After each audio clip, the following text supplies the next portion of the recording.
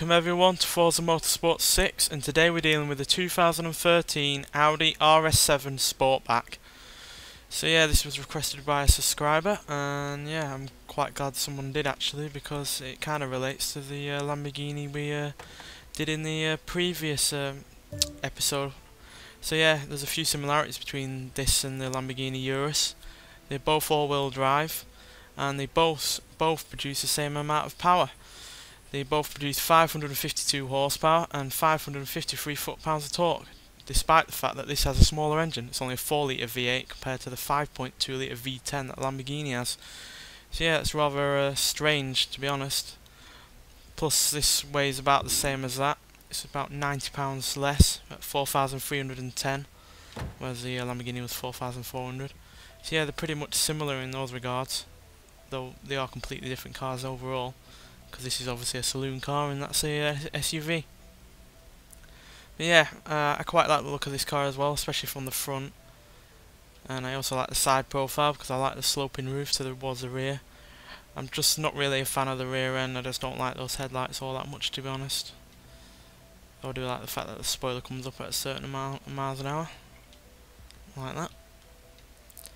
It does have a lot of room though, but then again, for a car that's as long as this, basically a limousine, yeah, that's no surprise. So yeah, let's get it on the track and see how it drives.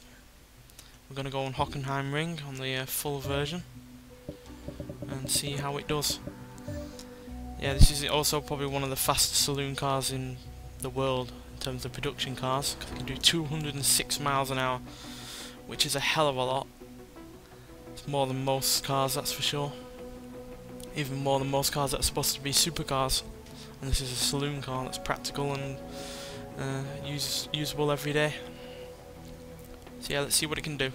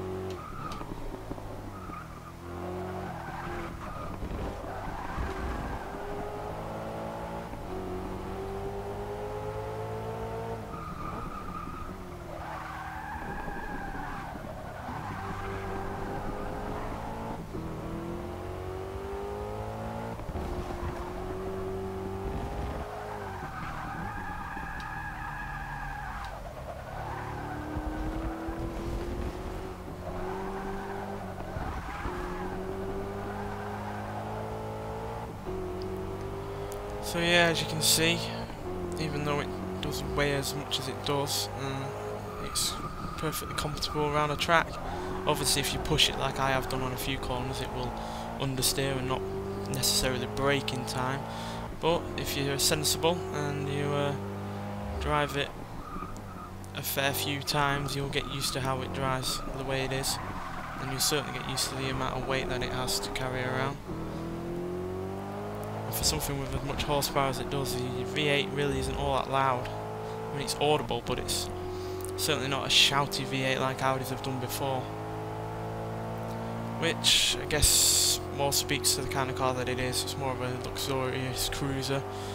It's more for long distance and stuff like that than racing around a track, but even though it's obviously more necessarily for that than being on a track, it still handles being on the track really rather well.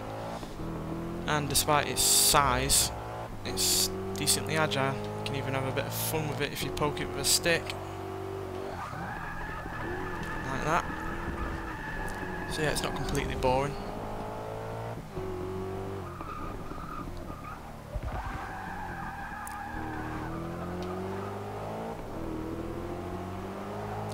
It does have plenty of grip when it needs it. So I've obviously been an Audi, it has the all-wheel drive system, Quattro, so which they've fine-tuned over many years. And quite frankly, it's better than it's ever been. So yeah, on the whole, I do like it.